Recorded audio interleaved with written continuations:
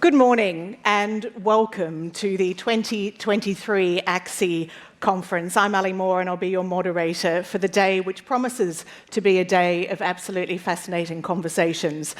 I'd like to start this morning by welcoming Wiradjuri Gamiori elder Uncle Alan Murray to give you the official welcome to country. He is the chair of the Metropolitan Local Aboriginal Lands Council. Please welcome Elder Uncle Alan Murray.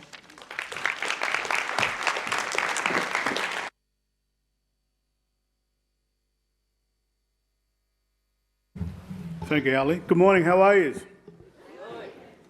Crap. Good morning, how are you? Very good. Normally I do that to appease our creator, Biami. That's who we have a relationship to. Biami is our creator, and normally he or she would acknowledge you to this country as well. Normally an official welcome to country starts with a smoking ceremony, a song and dance and also walk through the smoke to be cleansed, to say we want to be stress-free, COVID-free, stress-free again, money-free, and all those things that tends to trouble people when you come to new country. Those who flew into Sydney Airport, you would have landed on Bidjigal country, and here, of course, we're in Gadigal country. I want to acknowledge the Bidjigal and the Gadigal people. They are the descendants of Sydney. They can trace their lineage back before them tall ships came through Port Botany or Botany Bay or Balmain or through Sydney, through Port Jackson. They can trace it. Myself, I'm a descendant through my parents. My dad's from Cummeragunja Mission between Echuca and Shepparton, a little village called Cummeragunja. Those who are Victorians, they would know that place, but also my mum's from Walgett, in the heart of the Gilmaroy country. So I have free descendancy, but however, my dad's a stolen generation. He was taken away at the age of 5 from his parents from Cummeragunja Mission, and then he was relocated to Kinchela on the Midnell coast of New South Wales. There until he was, I suppose, released from under the Aboriginal Protection Board at the age of 18 years. So my parents have been subject to policies, past policy, part of the White Australian policy. I was born in that segment, and a lot of people don't understand that how disadvantaged Aboriginal and Torres Strait people are because of past policies. You are an Aboriginal person or you're not, and you're defined by your skin colour and also your relationship to community. And it's quite different here in New South Wales. We have the New South Wales Aboriginal Land Rights, where people are defined by their community, by their members, and past and emotion. So I wanted to say all those kind of things, and to give you an appreciation, when an Aboriginal child is born, we smoke the child to the land and say, this is your land. This is your land. And that's why we have that secret oath to say, if you're part of that land, you look after the land. If you look after Mother Earth will look after you. And I say that in terms of what's going to happen in the few months leading up to the referendum. We certainly want to see and have a yes voice.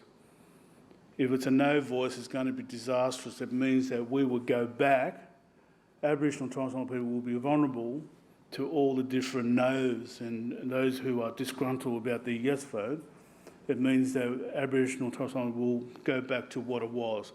And we don't want Menzies White Australian policies, the Howard policies that ruin Aboriginal protection of Aboriginal rights, and we certainly want to move forward. Later on, you're going to be invited to hear experts from those, they're part of your agenda, and I saw them, and which is great. Like myself, we live in Sydney. Our land council's boundaries from the south down to the Georges River, to the north to the Hawkesbury, to the west to the Nepean. Within those three mighty river systems, we have Aboriginal sites galore. We have men's sites, women's sites, children's sites, birthing sites, and of course, we have massacre sites here in Sydney.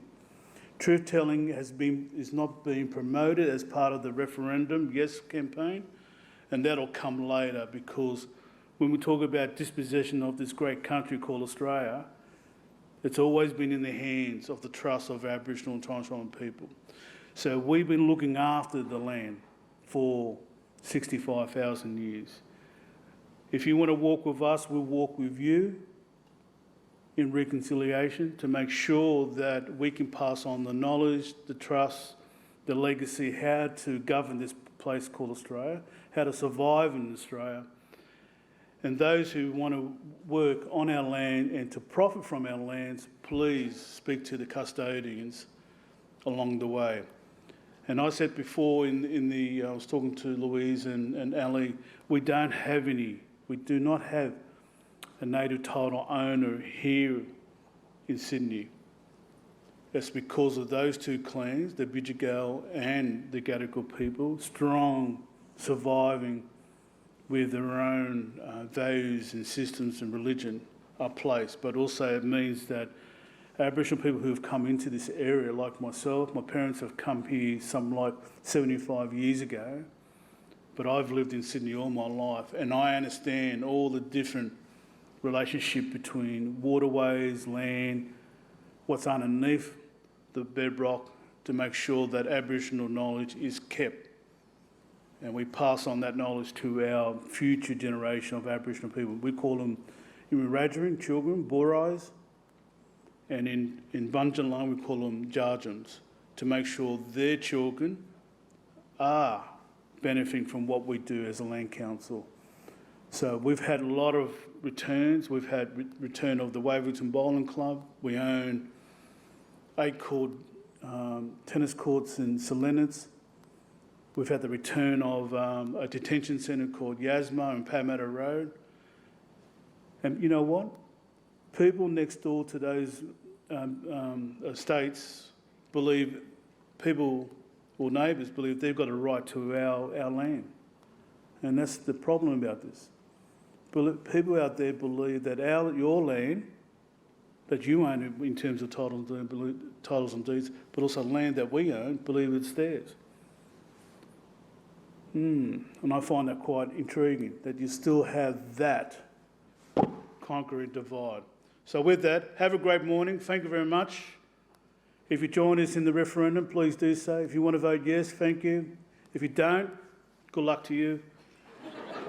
And I say this, always was, always will be Aboriginal land. Thank you very much. Many thanks to Alice. Thank you.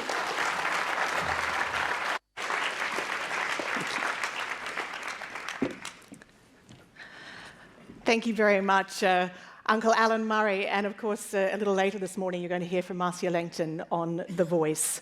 I'd also like to start by acknowledging the traditional custodians of land on which we meet, the Gadigal people of the Eora Nation, and pay my respects to their elders past, present and emerging.